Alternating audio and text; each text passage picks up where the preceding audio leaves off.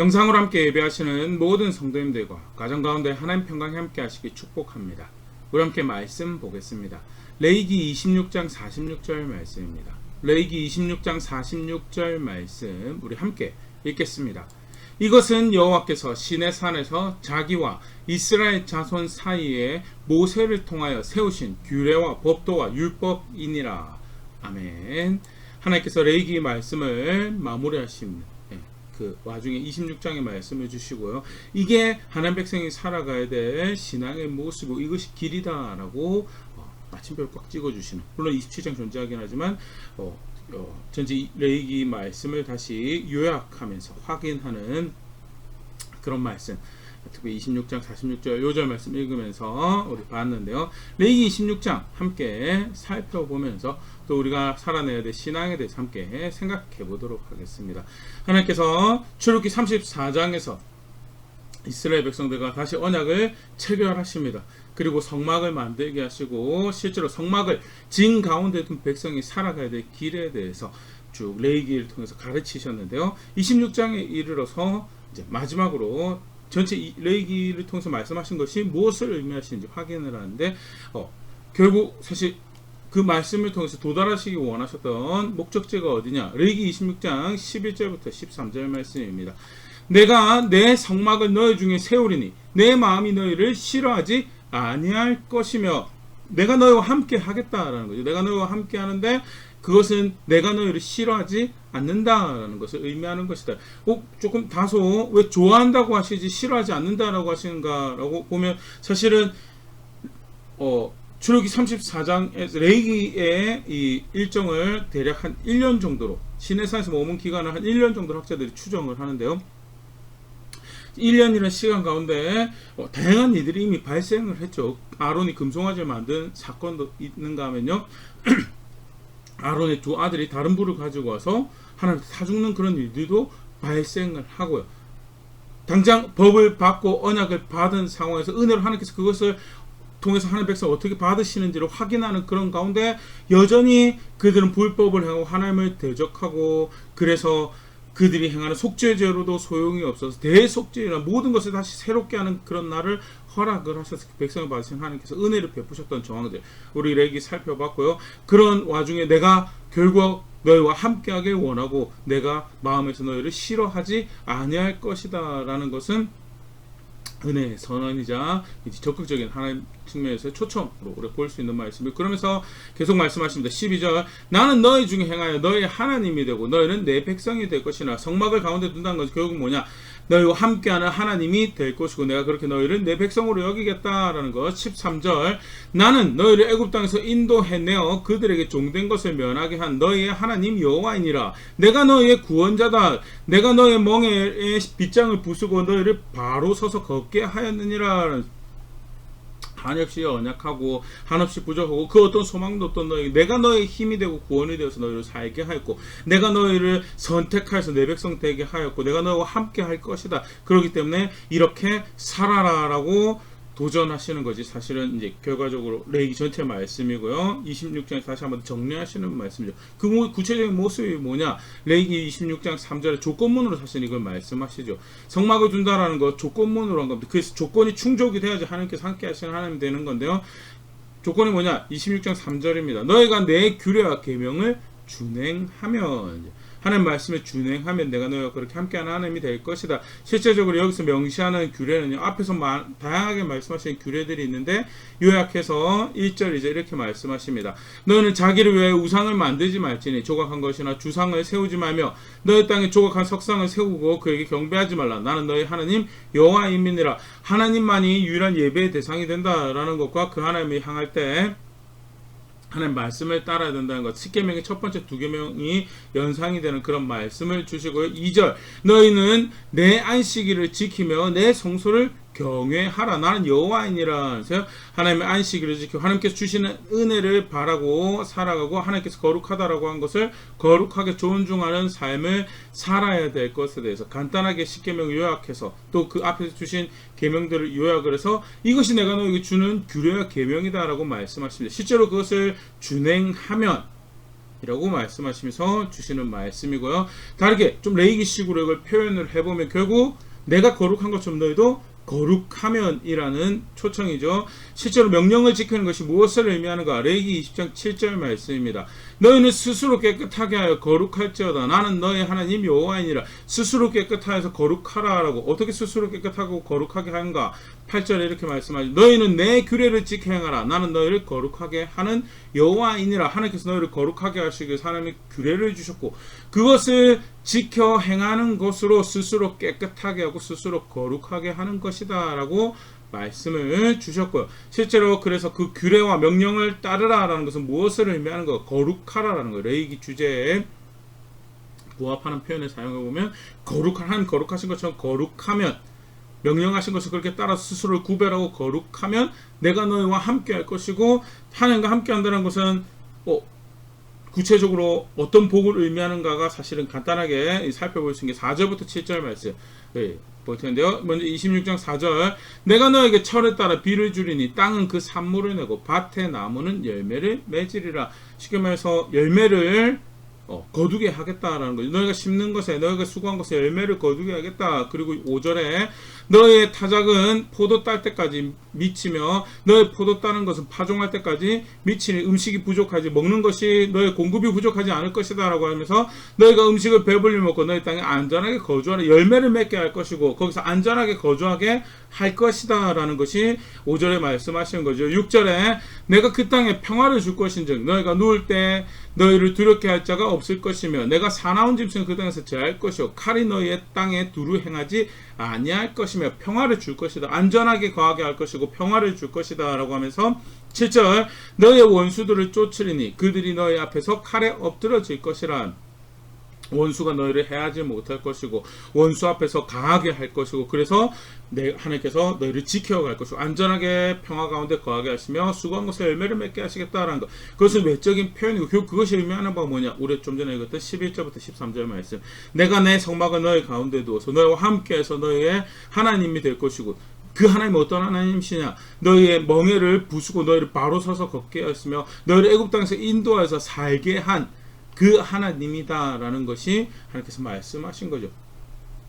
규례를 지키면 내가 너의 하나님이 될 것이고 성막을 가져서 하나님이 함께 하시는 게 아니고요. 그 명령과 규례를 지켜서 하나님이 함께 하시는 거고 내가 그때 너의 하나님이 되어줄게 라고 말씀하신 것이 전반부 말씀이라면요. 실제로 그렇지 않으면 그 길을 저버리게 된다면 너에게 어떻게 하실 건가에 대해서 그 다음에 말씀하시는 거고 좀 익숙한 구조네라고 생각되실 수도 있을 것 같은데 신명기 28장이 사실 이런 식으로 말씀하시죠. 너희가 순종하면 이런 복을 줄 것이고 거역하면 이런 저주를 받게 될 것이다 라는 거. 레위기 26장이 사실은 레위기 전체를 마무리하면서 하나님께서 그런 기능으로 주시는 말씀이다라는 것. 레위기 26장 14절 15절 말씀입니다. 그러나 너희가 나에게 청종하지 아니하여 이 모든 명령을 준행하지 아니하며 하나님 말씀을 따르지 않는 것을 듣고자 하지 않고 따르지 않으면 또 15절 내 규례를 멸시하며 마음에 내 법도를 싫어하여 내 모든 계명을 준행하지 아니하며 내 언약을 배반할진대. 내 규례 그것이 하나님 멸시하는 것이고 하나님 법을 싫어하는 것이고 결국 명령대로 하지 않는 것이 이러한 자세를 담고 있는 거죠. 본인은 스스로 아무런 그렇지 않습니다. 우겨도 결국 사실은 명령을 따르지 않는 것은 이런 자세를 가진 것을 의미하는 거고요. 그렇게 배반하는 것에서 벌이 소개가 됩니다. 16절 내가 이같이 너에게 행하리니 곧 내가 너에게 놀라운 재앙을 내려 폐병과 열병으로 눈을 어둡고 생명이 쇠약하게 할 것이요 너희가 파종한 것은 헛되리니 너희의 대적이 그것을 먹을 것이며 생명이 쇠약해지고 그 앞에는 명령과 규례를 따르면 안전히 평화가 거기 있다라고 한다면 생명이 쇠약하게 될 것이고 파종한 것을 그 열매 내가 수고한 것의 열매를 대적이 먹을 것이다 라고 말씀. 그게 벌이죠. 17절 내가 너희를 치리니 너희가 너의 대적에게 패할 것이요 너희를 미워하는 자가 너희를 다스릴 것이며 너희는 쫓는 자가 없어도 도망하리라. 두려워하며 적 앞에 원수 앞에 패배당하고 미워하는 자에게 굴욕적으로 굴복하고 살아야 되는 그 일이 명령과 규례를 하나님이 함께 하시지 않으셔서 쉽게 말해서 하나님께서 함께 하지 않으셔서 하나님의 약속하신 안전히 하나님께서 약속을 함께 하셔서 있는 평화가 없어져서 이런 일을 당하게 될 것이다 라는 것. 이것도 사실은 큰데, 근데 흥미로운 것은 이제 26장이 28장하고 조금, 신명기 28장 조금 다른 게 있어요. 사실 동일한 걸 이야기하는 거일 텐데, 이 과정을 밟아가시는 걸 보여줍니다. 17절에 이렇게 말씀하시고 18절에 근데 결국 그렇게 아니 지금까지 이렇게 치셔도 이 벌이 뭘 의미하느냐? 기회다라는 거죠. 18절 또 만일 너희가 그렇게까지 되어도 나에게 청종하지 아니하면 너희의 죄로 말미암아 내가 너희를 7배나 더 징벌하리라. 그렇게 수고한 것에 열매를 빼앗기고 안전을 빼앗기고 생명이 쇠약해지고 수치를 당하고 두려움 가운데 살아가게 돼도 그래도 어디로 돌아가야 될지 어디로 돌이켜야 될지 여전히 귀 기울여야 될 것을 귀 기울이지 아니하면 그렇단 말은 앞에가 사실 그렇게 친 것이 돌이켜라라고 주시는 기회였다라는. 그런데 돌이키지 않으면 7배나 더 징벌하리라 하면서 더 하나님께서 배신한 것에 대해서 배반한 것에 대해서 책임을 물으실 것이다 라면서 대표적인 말씀 하나 보면 20절 너희의 수고가 헛됐지라 땅은 그 산물을 내지 아니하고 땅의 나무는 그 열매를 맺지 아니하리라. 내가 수고한 걸 다른 사람이 챙겨가는 것도 사실은 억울한 일인데 아예 수고한 것에서 열매가 나지 않아요. 아무리 수고하고 땀 흘리고 애써도 수확이 없어요. 열매를 맺지 않아요. 그만큼 공허하고 슬프고 좌절이 되는 상황이 없어요. 근데 그렇게 하실 거다라고. 결국 하나님 열매 맺게 하신 분이 하나님이시고 안전을 주신 분이 하나님이시고 평화를 주신 하나님이시라는 것을 간접적으로 이야기하면서 너희가 살 길 찾아서 각기 가봐라. 그게 살 길이 되는지에 대해서 하시는 말씀이기도 하죠. 여기까지도 충분히 비참한데 충분히 아플 것 같은데 이 또한 그 다음 말씀 보면 이게 또 돌이키라는 기회였구나라는 거. 26장 21절입니다. 너희가 나를 거슬러 내게 청정하지 아니할진대 내가 너희 죄대로 너에게 7배나 더 재앙을 낼 것. 그럼에도 불구하고 여전히 거슬러서 청정하지 아니하면 더 큰 재앙을 내리실 것이다 라면서 22절에 내가 들짐승을 너희 중에 보내리니 그것들이 너희 자녀를 움키고 너희 가축을 멀하면 너희 수를 줄이니 너희 길들이 황폐하리라. 함정을 황폐한 거죠. 나의 재산을 나의 소유를 내가 기뻐하는 나의 자녀들과 나의 가축들을 삼키는 들짐승. 이게 실제로 들짐승일 수도 있고 원수가 적이 될 수도 있고 분명한 것은 그렇게 해서 나의 길이 황폐해지고 내 수요가 줄어드는 그런 일. 왜 발생하느냐? 명령에 청종하지 않아서 귀 기울여야 되고 귀 기울이지 않고 마땅히 따라 사야 될 것을 따라 살지 않아서 발생하는 이유. 근데 여기도 굉장히 비참한데 이것 또한 기회였더라는. 23절에 이런 일을 당하여도 너희가 내게로 돌아오지 않고 쉽게 말해서 그 앞에 일을 당하는 그 자리까지도 여전히 하나님은 돌아오라고. 근데 돌아오지 않냐고 나에게 대항할진대. 그럼 24절 나도 너에게 대항하여 너희 죄로 말미암아 너희를 7배나 더 치리라. 28절 실제로 7배 더 치는 모습이 나오고요. 28절에 거기서 또 한 번 더 기회를 더 주십니다. 28절 29절 내가 진노로 너에게 대항하되 너의 죄로 말미암아 7배나 더 징벌하리니. 29절 그 징벌하는 모습이 29절 너희가 아들의 살을 먹을 것이요 딸의 살을 먹을 것이며 쉽게 말해서 자기 자식 자기가 잡아먹게 될 것이라는 거. 실제로 그런 일이 발생을 하죠. 북이스라엘 멸망당하기 전에도 사실은 이런 일이 발생을 했고요. 성경에 직접적으로 기록이 되어 있지 않지만 남유다가 약 18개월 정도 공성전을 하고 그리고 느부갓네살한테 망하게 되는데 그 당시에도 비슷한 일이 일어났던 것으로 이제 성경 기록되어 있지만 전승이 이제 그렇게 알려져 있고요. 자식 잡아먹고 비참하고 공공해져서 자식 잡아먹고 심지어 이제 북이스라엘 같은 경우에 왕이 산책을 하는데 두 이웃이 싸웁니다. 왜 싸운가 이야기 들어보니까 먹을 게 없어서 오늘은 너희 집 자식 먹고 내일은 우리 집 자식 먹자라고 했는데 먼저 잡아먹었던 그 집이 배신하고 자기 자식을 안 내놓아서 그래서 다투고 있었다는 그런 비참한 상황이 발생한 거. 왜 그런 일이 발생하냐? 귀 기울여야 되는데 귀 기울이지 않고 따라 살아야 될 것에 따라 살지 않아서 그리고 이미 하나님은 그 앞서서 훨씬 더 전에 수백 년도 전에 이 말씀을 주시면서 결국 내가 너의 평화고 내가 너의 안녕이고 내가 너의 열매를 거두게 하시는 하나님이시고 내가 너의 젖과 꿀이 흐르는 땅이다라고 말씀하셨는데 그렇게 되지 않아서 후에 그런 일이 발생하고 그 하나님 백성이 걸어가야 될 길, 삶에 대해서 이미 청사진을 알려주시는 것이 레위기 26장 말씀이고 그것은 전체 사실 기본 레위기 이해를 담고 있으며 크게는 모세오경의 이해를 담고 있는 그런 정황 다시 보일 수 있고요. 계속 보겠습니다. 33절의 말씀입니다. 내가 너희를 여러 민족 중에 흩을 것이요 내가 칼을 빼어 너희를 따르게 하리니 너희 땅이 황무하며 너희 성읍이 황폐하리라. 결국 살게 하시겠다는 땅에서 쫓겨나는 그런 일이 발생을 하고 흩어버리고 칼이 너희를 따로 평화가 없어요.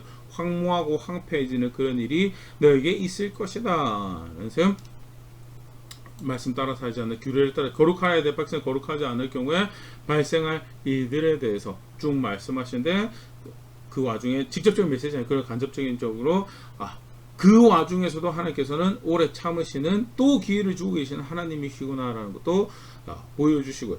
근데 이야기가 여기서 끝나지 않습니다. 그런데 만약에 너희가 쫓겨가는 땅에서 벌받는 중에 레위기 26장 41절 말씀입니다. 나도 그들에게 대항하여 내가 그들을 너의 원수들의 땅으로 끌어갔음을 깨닫고 그 할례받지 않은 이제 벌로 끌려간 자리죠. 포로로 끌려간 자리, 쫓겨난 자리 그 할례받지 아니한 그들의 마음이 낮아져서 육신으로 할례받았지만 마음이 할례받지 않는 그런 상태에 대해서 이렇게 결국 할례가 상징하는 것이 무엇인지도 간접적으로 보여주시는 그런 말씀이고요. 그러면 사실 말씀이 그들의 죄악의 형벌을 기쁘게 받으면 기가 막힌 표현인데요. 죄악의 형벌을 기쁘게 받는다는 말이 무엇을 의미하는가? 쉽게 말해서 내가 그 죄를 지은 거 내가 잘못한 거 맞습니다 라는 자세가 그거 내가 잘못한 거 내가 잘못한 거 맞습니다라는 그 저변에는 어떤 이해를 갖고 있냐면 하나님의 말씀을 그렇게 받아들이는 거죠. 다시 이렇게 행하야지 너희가 은혜를 누릴 텐데 그렇게 하지 않으면 벌로 이렇게 벌을 받을 것이다 라고 말씀을 주셨고요. 그 벌을 받는 거에서 우리가 하나님을 그렇게 배신했습니다. 우리가 하나님을 그렇게 떠났습니다. 사실은 일반적으로는 그렇게 잘못해서 벌을 받고 있더라도 너무 가혹한 거 아니십니까?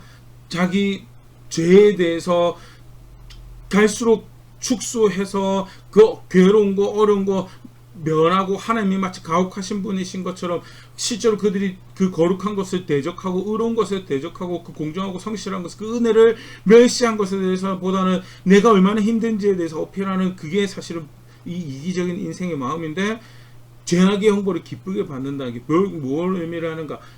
하나님 말씀으로 받아들 그게 내 인생의 지침이고 그래서 현재 내 이 상태가 된 거 내가 받아야 될 마땅한 벌을 받은 것입니다 라고 고백하는 자세를 이야기를 하는 거죠. 사실은 다르게 표현하면 이게 회개죠. 내가 지은 죄에 대해서 미워합니다. 내가 왜 그렇게 했는지 저는 이렇게 벌을 받아도 마땅한 자입니다. 정말 그 모습이 끔찍하기도 싫고 이게 제가 그 일로 해서 내게 벌을 받는 거 정말 마땅한 바입니다 라고 고백하는 그런 자세 그리고 실로 그렇게 하나님 말씀 받아들여서 돌이킬 수 있는 자세가 되는 그 상태가 이렇게 간략한 표현으로 표현이 되어 있고요. 계속 보겠습니다. 그렇게 받으면 어떻게 하시겠는가? 42절 내가 야곱과 맺은 내 언약과 이삭과 맺은 내 언약을 기억하며 아브라함과 맺은 내 언약을 기억하고 그 땅을 기억하리라. 내가 언약을 다시 기억할 것이다. 쉽게 말해서 내가 너희로 그 돌아오는 것을 내가 받아주겠다라는 그것을 의미하는 거죠. 그렇게 형벌을 기쁘게 받으면 그렇게 해서 그 자리가 늦은 자리가 거기서 다시 돌이키고 거기서 하는 말씀 받으면 거기서 내가 너희를 기억할 것이다. 내가 너희 하나님 다시 되어줄게라는 것을 44절 45절 다시 말씀하십니다. 그런즉 그들이 그들의 원수들의 땅에 있을 때 내가 그들을 내버리지 아니하며 비호하지 아니하며 아주 멸하지 아니하고 그들과 맺은 내 언약을 폐하지 아니하리니 나는 여호와 그들의 하나님이 됨이니라. 그 벌받은 땅에서 돌이키면 내가 그들의 하나님이 될 것이고 내가 그들의 언약을 폐지하지 않을 것이고 나는 그들의 언약의 하나님이 될 것이다. 45절 내가 그들의 하나님이 되기 위하여 민족들이 보는 앞에서 애굽 땅으로부터 그들을 인도하여 낸 그들의 조상들과의 언약을 그들을 위하여 기억하리라. 나는 여호와 내가 반드시 그 일을 행할 것이다. 나는 여호와라는 말씀을 사용하시면서 조상들과 맺었던 언약을 기억하고 내가 너의 하나님이 내가 그들의 하나님이 다시 되어줄 것이다 라고 말씀하시면서 결국 규례와 명령을 지켜 행하라. 그게 살 길이다. 그 진 가운데 성막을 가지고 거룩하신 하나님과 함께하는 백성이 되었다는 것, 그 하나님의 선택을 받고 서민으로 살아간다는 것, 결국 무엇을 할 때 의미를 가지는가? 명령과 규례를 귀 기울여야 될 것을 귀 청정하여서 명령과 규례에 따라 살아갈 때 그것이 의미를 가지고 함께하시는 하나님이 실제로 너희의 하나님이 너희 보호가 되고 안전이 되고 열매를 맺게 할 것이고 너희의 보호가 되고 능력이 될 것이다 라는 것이 레위기 26에 다시 확인하신 말씀. 그것이 결국 다름 아닌 레위기 전체를 통해서 다시 확인하는 말씀이고요. 일종의 이 계약서죠. 계약서의 요약과 같은 이것이 구체적으로 어떻게 될 것인가에 대한 알리는 그런 말씀과 같은 그런 말씀이 레위기 26장 말씀 간단하게 우리가 살펴. 그러면서 오늘 요절 말씀이 이것이 내가 시내산에서 맺은 법도다, 규례다, 언약이다라고 말씀하신 거 우리가 볼 수 있는데요. 간단하게 살펴봤는데 신약에 오늘 우리에게 무엇을 신의 백성이 우리에게 무슨 의미를 가지는가? 오늘 이 말씀 언약의 백성 되는 거 은혜로 되는 겁니다. 사실 이스라엘 백성들도 마찬가지죠. 법을 지켜서 신의 산에서 언약이 체결됐던 게 아니었어요. 아무런 조건이 없었어요. 그들이 물론 조상들에게 약속하신 것이 있었지만 하나님이 그걸 근거해서 다시 초청하시죠. 자동으로 되지 않았어요. 너희가 내 명령과 규례를 지켜서 내 언약이 신실하면 내가 너희 하나님이 되어줄게. 너희 그렇게 할래? 라고 다시 시내사 초청을 하시고 예 우리가 그렇게 하겠습니다 라고 해서 처음 출애굽기 24장에서 언약식이 체결이 되죠. 32장에서 배신했을 때 모세한테 네 백성이라고, 내 백성이 네 백성이라고 하시지만 모세의 중보 가운데 다시 백성을 받으시고 34장에 다시 언약을 체결하신 것이 등장을 하고 있고요. 은혜로 언약이 체결되었던 정황, 예수님 안에서 은혜로 예수님을 믿는 우리에게 언약이 허락되어져. 누가복음 22장 20절 말씀. 저녁 먹으나 잔도 이와 같이 하여 이르시되 이 잔은 내 피로 세우는 새 언약이니 곧 너희를 위하여 붓는 것이라. 그 다음날에 있을 십자가의 사역을 암시하시면서 그 사역이 결국 하나님과 예수 그리스도 안에 있는 백성 사이에 언약이 체결되게 하는 그 언약의 피인 것에 대해서, 언약의 사건인 것에 대해서 결국 그래서 예수님을 자신의 구원의 하나님, 내 죄를 위해서 죽고 다시 사신 구원의 하나님 믿은 자에게 허락되어진 놀라운 은혜가 하나님을 나의 하나님이라고, 우리의 하나님이라고 부를 수 있는 그런 은혜가 허락되어지죠. 그걸 갈라디아 3장 29절에 이렇게 표현합니다. 너희가 그리스도의 것이면 곧 아브라함의 자손이요 약속대로 유업을 이을 자니라. 예수님 믿느냐, 예수님의 사람이냐, 그러면 결국 언약의 후손인 것이고 하나님 나라에 약속이 있는, 그게 결국 언약 백성이라는 이야기고요. 예수님 안에서 새로운 언약 백성이 된다는 것이 신약의 성도죠. 예수 믿는 걸로 하나님 백성 됩니다. 그때 살아가는 신앙은 무엇인가? 물론 유대인을 만들지는 않죠. 더 이상 유대인을 만들지는 않지만 그래도 기본적으로 사회법이라든지 소위 말하는 사회법이라는 제사법, 예식법이 아닌 이상 하나님 형상으로 만들어진 사람이 존재하면서 살아가야 돼, 존중해야 돼 도덕적인 법에 대해서는 여전히 유효한 것이, 무엇이 거룩한 것인가에 대해서 알려주신 그 법을 따라 살아야 되는 게 신약의 신앙을 가진 성도들에게도 요구가 되어지는 마찬가지 모습이죠. 고린도후서 7장 1절 말씀입니다. 그런즉 사랑하는 자들아, 이 약속을 가진 우리는 하나님을 두려워하는 가운데서 거룩함을 온전히 이루어 육과 영의 온갖 더러운 것을 자신을 깨끗하게 하자. 이 약속을 가진 우리는, 언약 백성이 된 우리는 하나님을 두려워하는, 하나님 경외하는 가운데 거룩한 것을 온전히 이루기 위해서 스스로를 깨끗하게 해가는 삶을 살아가고, 실제로 그것이 어떻게 하느냐, 오늘 얘기 말씀해 드렸지만 구약에서 똑같이, 신약에서 똑같이 이야기합니다. 베드로전서 2장 14절 15절. 너희가 순종하는 자식처럼 전에 알지 못할 때에 따르던 너희 사역을 본받지 말고 오직 너희를 부르신 거룩한 이처럼 너희도 모든 행실에 거룩한 자가, 거룩한 이처럼 거룩한 자가 되라라는 그 구체적인 모습이냐. 14절 그렇게 이야기하죠. 순종하는 자식처럼 살아가는 거예요. 사사로운 자기 욕심 따라서 자기 길 만들고 이게 나의 이익이 되고 이게 나의 성공이 되고 이게 내가 기뻐하는 거고 이게 내 만족이 됩니다. 그거 쫓아가는 게 아니고 하나님 뭐라고 하셨는가에 대해서 귀 기울이고 배우고 겸손하게 살아가야 될 것을 하나하나 살아가는 거. 그게 뭐냐. 15절에 거룩하신 이처럼 모든 행실에 거룩한 자가 되는 것. 중요한 신앙의 이유죠. 예수 그리스도 믿음으로 언약 백성이 됩니다. 그런데 그 믿음으로 언약 백성이 된다는 그 신앙이 뭐냐? 그 믿는다는 실제적인 모습이 뭐냐? 예수님 가르치신 귀 기울이고 그것대로 따라 살아가는 거죠. 조금 다른 방향성이지만요, 동일하게 언약 백성이라고, 거룩한 백성이라고 일컬어지는 것에 대해서 고린도전서 3장 16절 말씀입니다. 너희는 너희가 하나님의 성전인 것과 하나님의 성령이 너희 안에 계시는 것을 알지 못하느냐. 정말 놀라운 이야기죠. 거룩한 것이 하나도 없는데 여전히 빠른 것은 아담의 후예로서 죄성을 쫓아 살아가는 것이 정말 빠른, 그것이 쉽게 머리에 떠오르고 삶의 방식이 되는, 그럼에도 불구하고 예수 그리스도는 어떤 존재가 되는 거룩한 백성으로 여겨지고 언약 백성으로 거룩한 하나님, 거룩하신 하나님과 함께하는 백성으로, 그게 성전이라는 표현이죠. 알지 못하느냐 도전하면서 아무리 그렇게 되었어도 그럼에도 불구하고 3장 17절입니다. 누구든지 하나님의 성전을 더럽히면 하나님이 그 사람을 멸하시리라. 하나님의 성전은 거룩하니 너희도 그러하니라. 그 거룩하게 여기신 것을 거룩하게 존중하지 않으면 그것은 하나님을 대적하는 것이고 그 사람을 멸하시리라. 그 언약 백성의 신앙, 나는 성전입니다, 성령께서 나와 함께 하십니다, 그 구호에서 끝나지 않죠. 실제로 그렇게 살아간다 하면 그 거룩한 것을 거룩하게 여기는 그 삶을 성전을 더럽히지 않게 해서, 성전을 거룩하게 여기기 위해서, 함께 거룩하다라고 여기신 것을 거룩하게 여기기 위해서 실제로 거룩한 길을 살아가야 되는 게 그게 신앙이고요. 함께하는 존재로 여김받았다는 새로운 언약 백성, 우리가 살아내야 될 신앙의 모습이죠. 근데 안타깝게도 신약 성경을 보더라도요, 일찌감치 거룩하게 여김받았다는 백성이 그 살아가야 될 거룩함, 명령과 규례를 쫓아 행하는 의로움과 바름과 거룩함에 대해서 간과하는, 그것이 없이도 마치 거룩하신 하나님과 함께 할 수 있을 것처럼 스스로 속이는 그런 일들이 발생. 좀 전에 봤던 고린도전서 말씀이 사실은 대표적인 경우, 거기에 강력하게 사도가 경고하는 그런 말씀으로 보일 수 있었고요. 고린도서 6장에 다시 동일하게 사실 그런 말씀 하나 보일 수 있습니다. 고린도서 6장 9절 10절 말씀입니다. 불의한 자가 하나님의 나라를 유업으로 받지 못할 줄을 알지 못하느냐. 미혹받지 말라. 음행하는 자나 우상 숭배하는 자나 간음하는 자나 탐색하는 자나 남색하는 자나 도적이나 탐욕을 부리는 자나 술 취하는 자나 모욕하는 자나 속여 빼앗는 자들은 하나님 나라를 유업으로 받지 못하리라. 그러죠. 하나님 나라를 유업으로 받지 못한다. 쉽게 말해서 언약 백성 아니다 라고. 9절 그렇게 시작하죠. 불의한 자가 하나님 나라 유업으로 받지 못할 줄 아느냐. 여기서 말하는 그 음행하는 거, 우상숭배, 간음하는 거,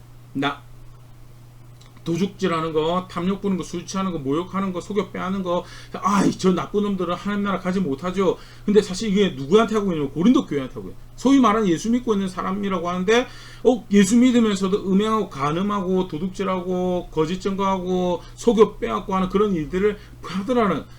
더 나아가서 사실 여기서 나쁜 짓 하는 거, 불의하다라고 하는 게 의를 행하지 않는 거예요. 당연히 나쁜 짓 하는 거 의를 행하지 않는 건데, 의를 행한다라는 게 결국 뭐에 해당하는 건 기준에 부합하는 게, 법에 부합하는 게 의로운 거죠. 그러니까 여기 불의하다는 건 불법을 행하는, 하나님 말씀을 따라 살아가지 않는 대표적인 모습들이에요. 불의한 거, 법을 어기는 거, 하나님 말씀을 그렇게 존중하지 않는, 그러면서 하나님 나라 유업으로 있을 거라고 생각하는 거, 그거 잘못, 그거 미혹하는 거라고, 그거 속는 거라고. 분명히 9절 10절 연달에 하나님 나라 유업으로 받지 못한 교회 이야기입니다. 갈라디아 교회에서도 마찬가지입니다. 사실 조금 길게 살펴볼 수 있으면 좋겠지만요, 간단하게 갈라디아 5장 21절 말씀입니다. 투기와 술 취하는 것, 방탕한 것, 또 그와 같은 것들이라 전에 너에게 경계한 것 같이 경계하노니 이런 일을 하는 자들은 하나님의 나라를 유업으로 받지 못할 신앙이 있다라고 하는 갈라디아 교회에 편지하고 있는 거예요. 그런데 육체의 열매를 맺는, 육체가 기뻐하는 것을 쫓아서 육체가 즐거워하는 것, 세속적인 열매를 맺어가는 것, 대표적으로 이제 21절에 투기, 술 취함인데, 음행한 거, 방탕한 거, 속여 빼앗는 거, 여러 가지 탐심 부르는 거 다 포함되는 거죠. 하나님 나라 없다고 거기는. 그 신앙이 아니라고. 교회에다 보내는 편지인데 유업이 없다라고. 예수 믿으면 하나님 나라 있는 거 아닙니까? 아까 갈라디아 교회 그렇게 해줘. 그리스도의 것이면 아브라함의 후손이고 유업이 있는 자다라고, 약속이 있는 자고 유업이 있는 자다라고. 그럼에도 불구하고 거룩한 거 살아가지 않으면요, 마찬가지 신의 산서 언약 맺었어요. 이제 약속 있는 백성이고 하나님 백성입니다라고. 근데 명령과 규례를 행하지 않아요. 쫓아가지 않아요. 그러니까 성전을 그렇게 화려하게 지어놓고도 그 성전이 의미가 없어요. 성막에서 그렇게 성전에서 그렇게 성대하게 제사가 지내지고 있어도 이사야서 하나님 뭐라고 그러시나요? 성전 문 좀 닫아줬으면 좋겠다라고. 너희가 하는 예배는 다 나한테 무거운 짐이다라고. 어떻게 하면 나한테 부담감을 안겨줘서 너희가 원하는 대로 나를 조정해볼까 하는 그 짓을 하고 있는 거야. 너희 예배가 나한테는 받아들여지는 것이 아니라 손을 들고 아무리 열심히 기도해봐라 내가 너희 듣는 줄 알고. 왜? 손에 피가 가득 악을 행하고 성의와 더불어서 악을 행하면 내가 견디지 못하겠노라라고. 경영 규례 행하지 않는 것, 하나님께서 기뻐하신 의로움을, 바른 것을, 정결한 것을 살아내지 않는 것, 그것을 위해서 정숙하고 절제하는 삶을 살아가지 그거는 신앙이 그거는 구약에서도 그렇고 신약에서도 마찬가지. 에베소 교회 에베소서 5장 5절 말씀입니다. 너희도 정령 이것을 알거니와 음행하는 자나 더러운 자나 탐하는 자 곧 우상 숭배자는 다 그리스도와 하나님 나라에서 기업을 얻지 못하려. 예수님을 믿는데 기업이 없다. 그런 공식은 존재하지 않죠. 예수님 믿으면 기업이 있는 거예요.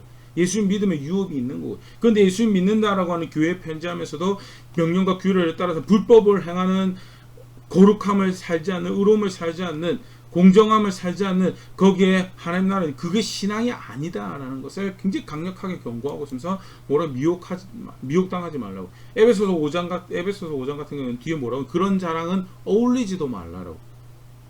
눈속임하면서 이상한 신앙 전달하고 너희 귀를 굳게 만든 존재, 그건 너희 사랑하는 게 아니고 너희 아무리 마음 편하게 공감해 준다 그건 너희를 위한 것이 아니라서 그런 이들과 더불어 사귀지 말라라고 해요.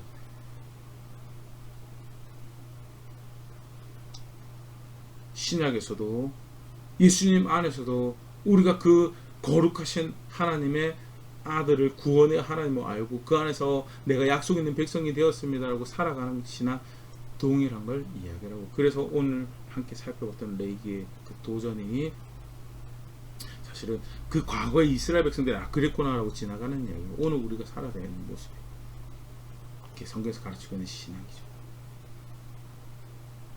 실제로 그러면 이걸 살아가는 모습이 여러 가지 생각해 볼 수 있지만 오늘 본문에서 하나 더 생각을 해보면요, 자기의 형벌을 기쁘게 받는 거예요. 그만큼 하나님 말씀이 실제 내가 당장 아프고 힘들어, 내가 당장 삶이 내가 아무리 수고해도 열매가 거둬지지 않고 쫓겨난 자리에서 슬피 울면서 눈물 젖은 빵을, 눈물 젖은 밥을 먹고 있는 그런 상황인데 내가 힘들은 나가는 가장 긍휼히 여겨줘야 될 그런 상황인 것 같은데 실상 그 자리에서 하나님 말씀을 여전히 곱씹으면서 맞습니다 주님, 우리가 이런 벌을 받아야지 마땅한 자입니다. 긍휼히 여겨주세요라고. 그만큼 하나님 말씀을 받아들이고, 그리고 그가 아니라고 하는 것을 아닌 걸로, 그가 맞다라고 하는 것은 무슨 일이 있어도 맞는 걸로, 내 아무리 현재 상황이 수치스럽고 모욕스럽고 비참해도 그 말씀이 맞는 것입니다. 나는 모욕을 받아도 마땅한 자입니다 라고 이야기할 수 있는 자세, 그게 출발점이죠. 그렇게 하나님 말씀을 받고 말씀하신 대로 겸손하게 살아가는 가운데 또 하나 오늘 본문을 생각해 볼 수 있는 거예요. 결국 순종하는 것, 명령과 규례를 따르는 것, 따르지 않는 것 누구의 선택이에요? 우리의 선택이에요. 사정이 이랬습니다. 상황이 이랬습니다. 그럼에도 불구하고 법을 어기는 걸 선택한 건 결국 누구 몫이에요? 내 몫이. 회개는 누구 몫이어야 돼요? 돌이키는 거는 누구 몫이어야 되는 거예요? 내가 해야 되는 거예요. 반대로 의를 행한다라는 것도 누구 몫이어야 돼요? 철저하게 내 선택이에요. 의를 행하게 해주세요. 좋은 기도죠. 그러나 결국 그 선택은 누가 만들어야 되는 거예요? 내가 만들어야 되는 거예요. 내가 만들어야 돼요. 그래서 내가 만들지 않은 것에 대해서도 벌이 있지만, 내가 그렇게 그 명령을 그를 쫓아가면서 하나님을 존중한 것에 대해서 하나님께서 그 신앙 받으시고, 내가 너의 언약의 하나님이다, 내가 너의 언약의 하나님이고 내가 너의 언약의 하나님이 되어줄게요. 놀랍고 감격스러운 도전이자 또 분명히 경각심을 가져야 되는 매일의 선택이다라는 것, 그런 것도 한번 같이 생각해 보셨으면 좋을 것 같습니다. 간단하게 레위기 26장 살펴보면서 하나님 백성이 살아가야 될 길에 대해서, 결국 사실 분명하게 믿음으로 구원받는다라는 것을, 예수님을 통해서 구원받는다라는 것, 큰 축에서는 구약과 신약이 많이 달라졌죠. 그럼에도 불구하고 영원하신 하나님이 초질간 그 거룩하신 하나님이 그 백성에게 바라시는 신앙의 모습은 다르지 않더라라는 것, 오늘 말씀 가운데 다시 한번 정리를 할 수 있으면 좋고, 실제로 그렇다면 그 신의 산에서 거룩한 것과 정결한 것을 규례해 주셨던 하나님이 예수 그리스도 안에서 무엇이 우리가 살아가야 될 길이고 무엇이 우리가 걸어갈 길인지를 보여주신 거기에 대해서 나는 어떻게 받아들여야 되는 것인가요? 예수님 믿고 자유함을 얻었습니다. 그 자유는요, 거룩한 것에 종이 되려 하나님의 의로움에 대해서 의의 종이 되고 의의 도구가 되라고 해서 주신 자유지, 네 맘대로 방종하라고 주신 자유가 아니다라는 거. 실로 나는 신앙이 있다라고 하면서 어떤 신앙의 선택들을, 어떤 신앙의 고백들을 매일이라고, 오늘이라고 허락된 시간에서 만들어 왔던가 정직하게 한번 돌아볼 수 있으면 좋을 것 같고요. 겸손하게 배워가며 살아가야 되는 게 신앙입니다. 자동으로 절대 되는 거 없고요. 신앙 체질적으로 거룩한 것과 또 거리가 있어서 하나님께서 이게 거룩한 길이다라고 알려주셨고요. 예수님 안에 있는 우리에게는 본도, 그 거룩하신 하나님의 아들이 사람의 모습으로 우리에게 오셔서 본도 보이시고 길도 보이시는 그런 놀라운 은혜를 겸손하게 배워가야 되고, 배워가고 실제로 그렇게 해서 바꿔가야 될 것, 바꿔가며 살아내는 자리에서 내가 구원의 하나님을 압니다라고, 나 소망이 어디 있는지 압니다라고 실제적인 선택들 만들어간 자리에 있는 그런 제가 될 수 있으면 좋을 것 같고, 그렇게 함께 성숙해져가는 우리 교회 될 수 있으면 좋을 것 같습니다.